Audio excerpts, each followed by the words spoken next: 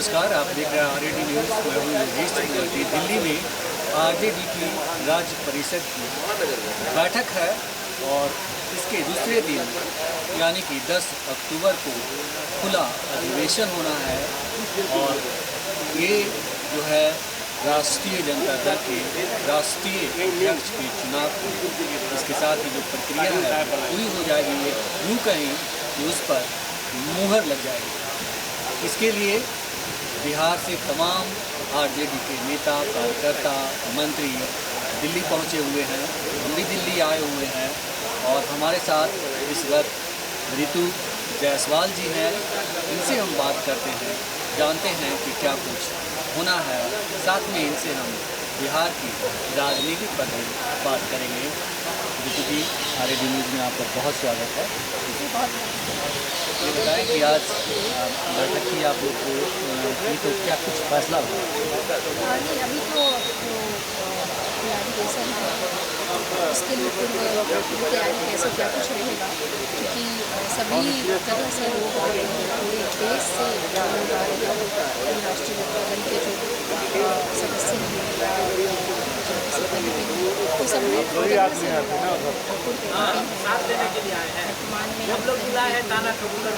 फिर विधायक मंत्री सभी लोग सभी लोग आ रहे हैं। तो जनता दल का कार्यक्रम 10 तारीख को राष्ट्रीय अध्यक्ष की घोषणा हुई है। तो घोषणा ऑलमोस्ट फाइनल ही है, क्योंकि निर्विरोध किसी और ने डाला नहीं है। तो बस अब सिर्फ एक औपचारिकता इसमें रह गई है। चुनाव के माध्यम से ही हुआ है, किसी और का आया नहीं। तो निश्चित रूप से राष्ट्रीय अध्यक्ष फिर से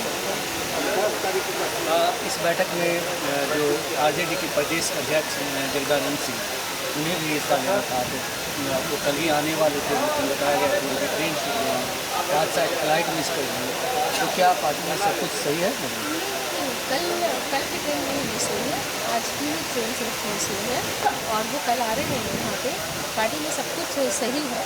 आप जिनकी बात कर रहे हैं तो आपको पता होना चाहिए कि वही जगदानंद सिंह हैं, वही प्रदेश अध्यक्ष महोदय हैं, जिनके सामने में जब अपने मतलब पार्टी धर्म और पुत्र की बात की तो उन्होंने पुत्र को हराने का काम किया था पार्टी के साथ। तो उनके ऊपर किसी भी तरह का संशय और शंका करना तो ये तो सोचा भी नहीं जा सकता। आज वो पूरी तरह से समर्पित है पार्टी की, पूरी तरह से करें चलाएंगे। लेकिन बीजेपी के लोग जो है लगातार दावा कर रहे हैं कि अब जब उनके बेटे को मंत्री पद से जो इस्तीफा ले लिया गया, इसके बाद वो व्यथित हैं, नाराज हैं आरजेडी सुप्रीमो से और कहीं ना कहीं इसी वजह से पार्टी से इस्तीफा देने।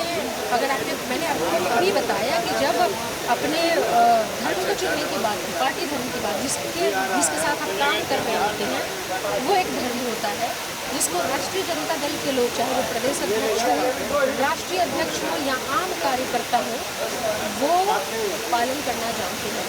ये भाजपाइयों की तरह नहीं काम करती है संस्था। ये भाजपाइयों की तरह नहीं है कि जिस थाली में खाते हैं उसको ही छेद करते हैं। क्या क्या कर रहे थे वो सब जगह पे भाजपा वाले क्या कर रहे थे ये किसी से छुपा नहीं है। वो बिहार में जदयू के साथ में जदयू को खिला करने का काम कर रहे थे।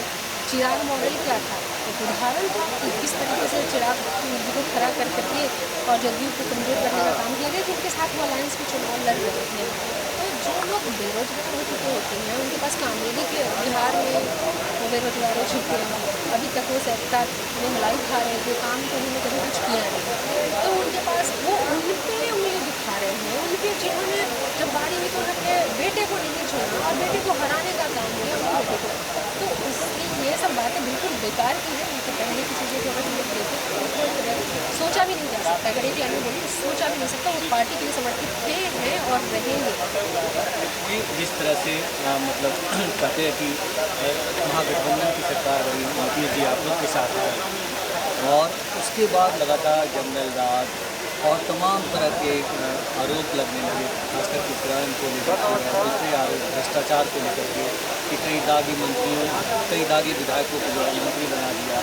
तो इस तरह से लगातार बीजेपी आप लोग का हमलावर है और हर रोज़ देख रहे हैं कि मीडिया में खबर कि किसी तरह से मतलब गठबंधन के बीच में जो दरार था तो ये कोशिश लगातार जारी है, ये क्या वजह मानते हैं आप इनसे?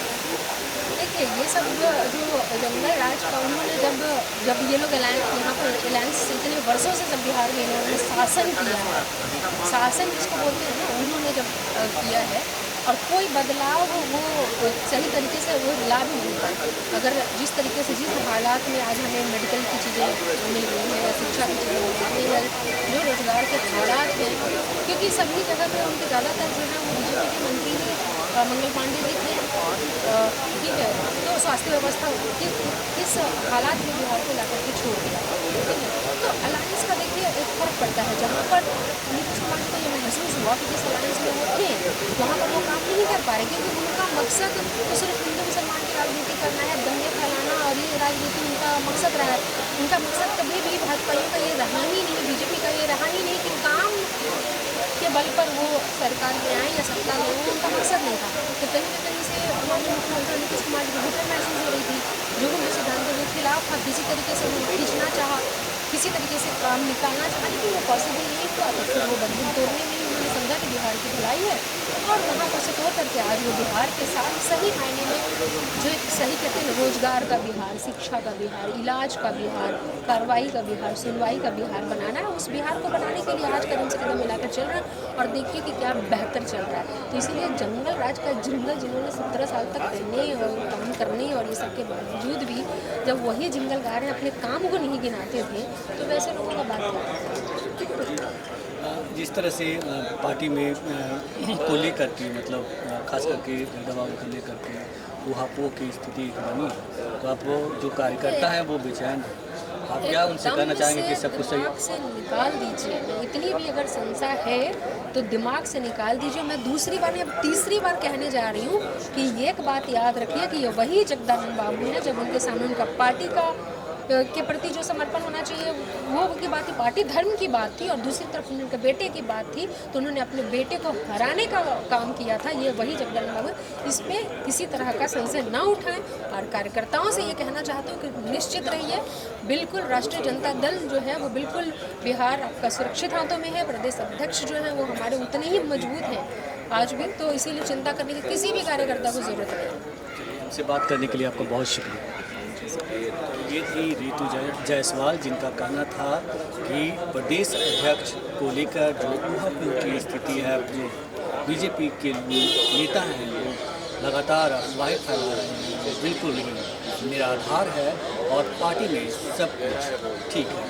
मनोज चक्रवर्ती, RAD न्यूज़, दिल्ली।